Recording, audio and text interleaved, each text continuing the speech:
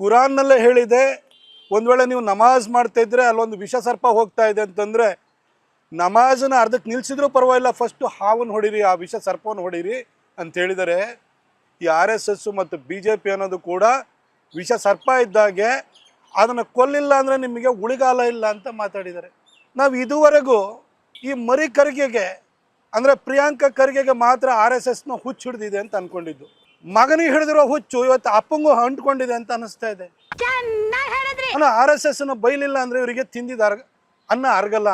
ಆದರೆ ಖರ್ಗೆ ಅವರನ್ನು ನಾನು ಕೇಳಲಿಕ್ಕೆ ಬಯಸ್ತೇನೆ, ಒಂದು ರಾಷ್ಟ್ರೀಯ ಪಕ್ಷದ ಅಧ್ಯಕ್ಷರಾಗಿ ಇಷ್ಟೊಂದು ಪ್ರಚೋದನಕಾರಿಯಾಗಿ ನೀವು ಮಾತನಾಡ್ತಾ ಇದ್ದೀರಲ್ಲ, ಖರ್ಗೆ ಅವರೇ, ನಿಮಗೆ AICC ಅಧ್ಯಕ್ಷ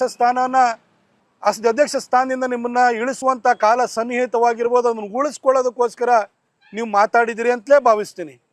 ಆದರೆ ಒಂದು ರಾಷ್ಟ್ರೀಯ ಪಕ್ಷದ ಅಧ್ಯಕ್ಷರಾಗಿ RSS ಮತ್ತು BJP ಅವರನ್ನು ವಿಷ ಸರ್ಪಕ್ಕೆ ಹೋಲಿಸಿ ಅವ್ರನ್ನ ಕೊಲ್ಲಿ ಅಂತ ಹೇಳಿಬಿಟ್ಟು ದೇಶದಲ್ಲಿರುವಂಥ 20% ಮುಸಲ್ಮಾನರು ನೀವು ಪ್ರಚೋದನೆಯನ್ನು ಮಾಡ್ತಿದ್ದೀರಲ್ಲ, ಏನರ್ಥ ಸರ್ ಇದು?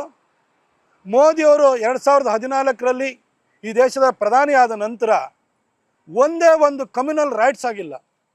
ನೀವೊಂದು ಕಾಂಗ್ರೆಸ್ಸಿನ ಅಧ್ಯಕ್ಷರಾಗಿ RSS ಮತ್ತು BJP ಅವರನ್ನು ವಿಷ ಸರ್ಪಕ್ಕೆ ಹೋಲಿಸಿ ಕೊಲ್ಲಿ ಅಂತಿದ್ದೀರಲ್ಲ, ನೀವು ಇಡೀ ದೇಶಾದ್ಯಂತ ಕೋಮು ದಳ್ಳೂರಿಯನ್ನು ಸೃಷ್ಟಿಸೋದಕ್ಕೋಸ್ಕರ ನೀವು ಪ್ರಯತ್ನವನ್ನು ಮಾಡ್ತಿದ್ದೀರಾ ಸರ್.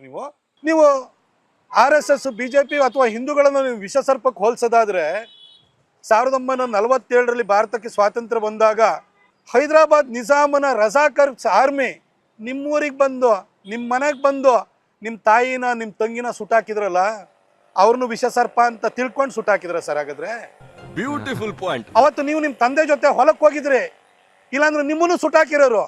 ಆದರೆ ಮುಸಲ್ಮಾನರು ನಿಮ್ಮನ್ನು ವಿಷ ಸರ್ಪ ಅಂತ ಭಾವಿಸಿದ್ರು. ಹಾಗಾದ್ರೆ ಏನು ಸರ್ ಮಾತಾಡ್ತಿದ್ದೀರಿ ನೀವು? ಮಗನಿಗೆ ಇಡೋರ ಹುಚ್ಚು ಅಪ್ಪನಿಗೆ ಅಂಟ್ಕೊಳ್ತಾ ನಿಮಗೆ. ನಿಮ್ಮ ಮಗ ಮಂತ್ರಿ ಸ್ಥಾನ ಉಳಿಸ್ಕೊಳ್ಬೇಕು, ಮುಖ್ಯಮಂತ್ರಿ ಆಗಬೇಕು ಅನ್ನೋ ಕನಸಿನಿಂದಾಗಿ ಪ್ರತಿನಿತ್ಯ RSSನ್ನು ಟೀಕಿಸುವಂತಹ ಚಾಳೆನ ಅಂಟಿಸ್ಕೊಂಡಿದ್ದಾರೆ, RSSನ ಹುಚ್ಚಿಡಿದಿದೆ.